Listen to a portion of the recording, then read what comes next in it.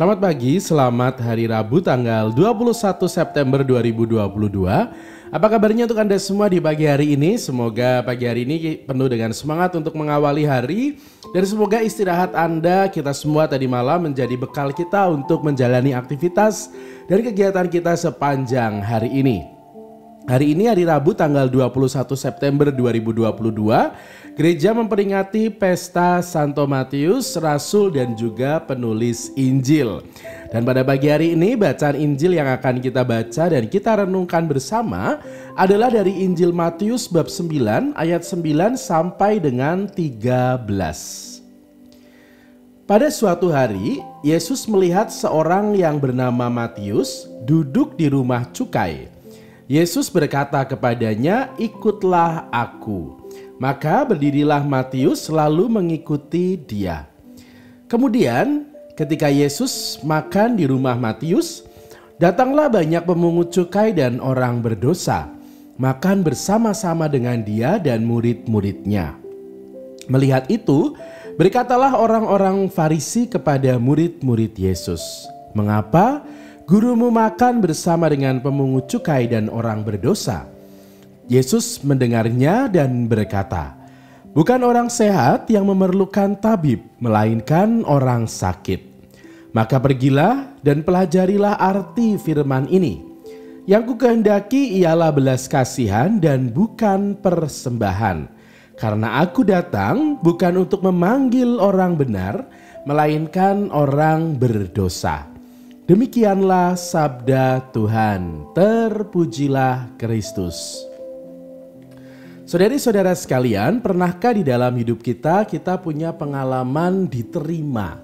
Pernah punya pengalaman di saat kita disambut di dalam sebuah komunitas tertentu? Misalnya, di saat kita pindah dari satu tempat ke tempat yang lain, lalu kita bertemu dengan orang yang dengan tangan terbuka menyambut kita, dengan ramah menyapa kita, dan juga dengan penuh kasih pula menjadikan kita bagian dari kelompoknya. Kita lalu mulai merasakan bahwa kita berada di tempat yang tepat, kita mulai merasakan nyaman, kita mulai merasakan sebagai bagian dari tempat tersebut atau kelompok tersebut. Penerimaan membuat kita merasa bahwa kita menjadi bagian dari kelompok itu. Dan sadar atau tidak, penerimaan akhirnya membuat kita merasa dicintai. Dan membuat kita merasa bahwa cinta itu adalah sesuatu yang memberikan harapan baru. Contohnya, di saat kita pindah tugas atau pindah bekerja di satu instansi yang baru, lalu kita menemukan teman-teman yang dengan nyaman menyambut kita, maka kita akan mulai merasakan ada muncul ide-ide baru, kemudian gambaran-gambaran baru dan harapan-harapan baru yang ingin kita buat di dalam hidup kita. Maka penerimaan menjadi sesuatu yang amat penting di dalam hidup kita sebagai manusia. Lebih-lebih di saat kita berjumpa atau tengah ada dalam situasi yang baru bersama dengan orang yang baru.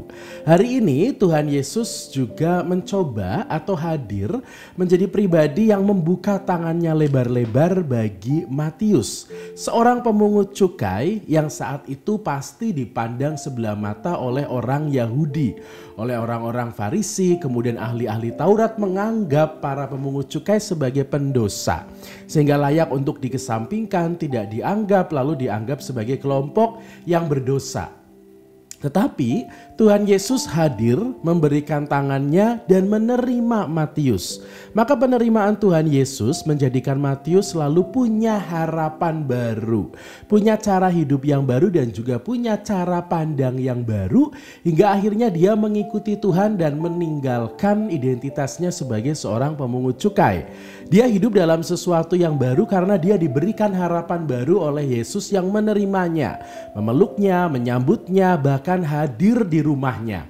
Dan ternyata apa yang Tuhan lakukan kepada Matius tidak hanya menyentuh Matius secara pribadi, tetapi juga menyentuh para temannya. Di saat para pemungut cukai yang lain ikut juga datang ke rumah Matius untuk turut serta makan. Sebuah gambaran bahwa penerimaan ternyata memberikan efek yang amat besar. Bahwa kita menyambut orang lain dengan tangan yang terbuka dan senyuman ternyata menjadi sebuah berkat yang luar biasa di dalam kehidupan bersama.